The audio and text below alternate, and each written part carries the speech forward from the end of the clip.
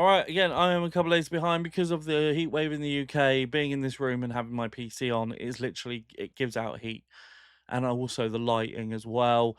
Having to have the window shut because I'm right by a main road and shutting my bedroom door here.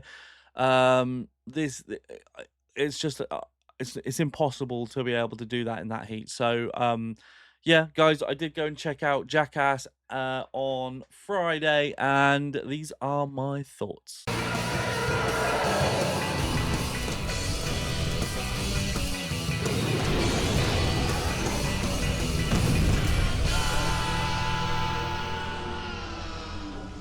Welcome to the first day of our last film. What are you feeling? I'm sad.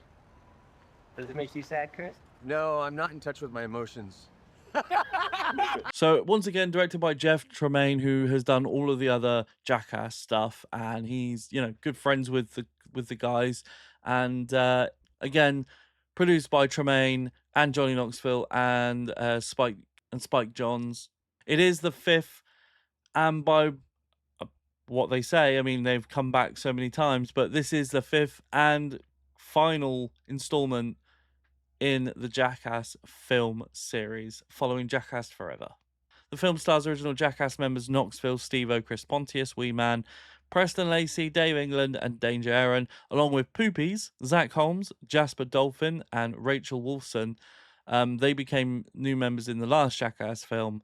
You also have Jasper's father, Dark Shark, who made a reoccurring guest appearance in Jackass Forever and 4.5. This movie does obviously pay quite a lot of homage to Ryan Dunn, who passed, and we also get some stuff from Bam that was in the previous movies, but cut since he left. But he doesn't come back for the new stuff, which is a shame. I do think he's one of the key elements to the core of Jackass. I've always enjoyed his appearances on that, and it's just a shame. But obviously, there's a lot of stuff going behind the scenes.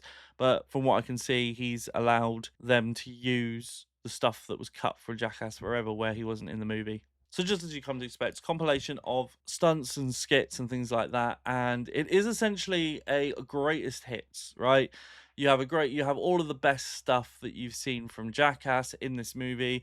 You have a lot of unaired stuff, which some of it I have seen on YouTube floating around. That it has been out there, but they cut it into this movie, including the very first unaired Jackass stunt, which was really crazy to see. But then you have like a load of new stuff on top. Not a huge amount, but enough. And then these guys are always all getting a little bit older.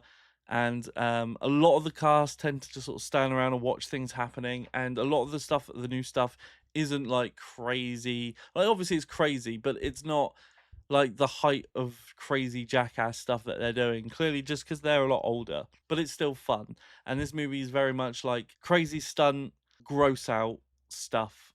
Crazy stunt, gross out stuff. There's a lot of gross out stuff in this. Like, I've never been close to this in a cinema to actually like retching and almost being sick, and I could hear it behind me as well.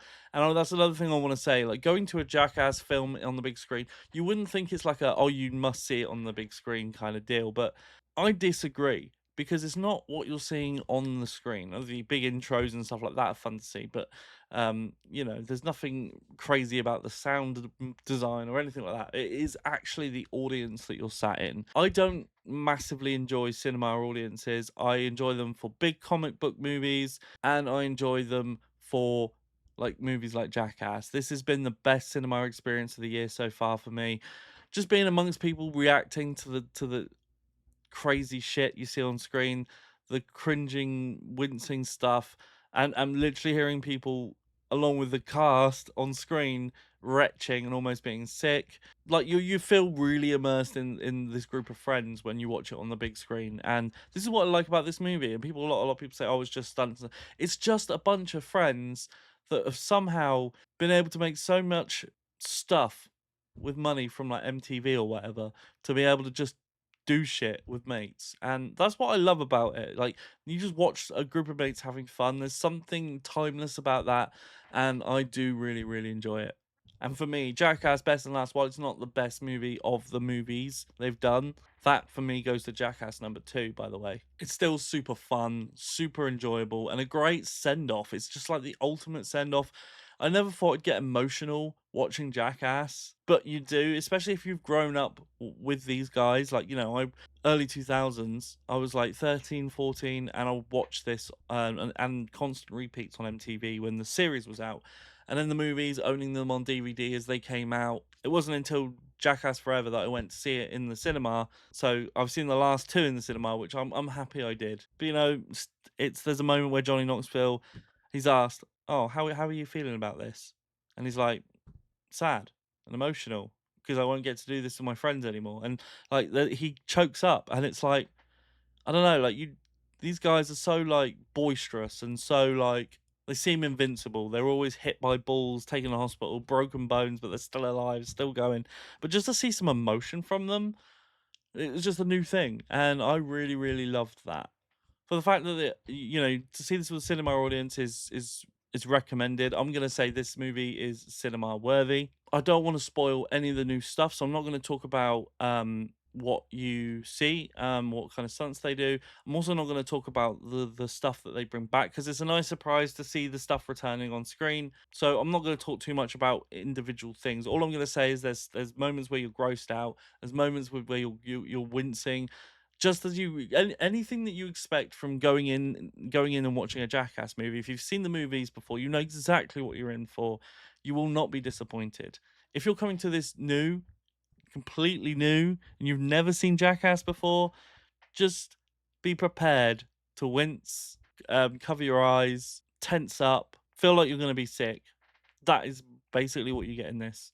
And again, I have to say it's funny that the critics are praising this one. It's almost like they're praising it because it's the last one. Because all of the other criticism on this movie has been annoying. They're like, "Oh, this is terrible. Oh no, this is bad. Oh, this is stupid. We're laughing at you, not with you," and all this stuff. It's a completely different. Like, reviewing Jackass is a different thing to reviewing The Godfather. I don't even know why I have to say that, but some people are like, why did you score this higher or lower than The Godfather Part 2? You're reviewing things in its genre, in its context, against other things. It doesn't work. But anyway, that's enough of me ranting. Guys, do you agree with me? Do you disagree with me? Have you seen the movie? Have you not seen the movie? Are you going to go and see it with an audience now that I've recommended it? Because I really do recommend it. It's great fun with a bunch of people that you just can watch. You kind of watch their reaction too, and you kind of bounce off each other.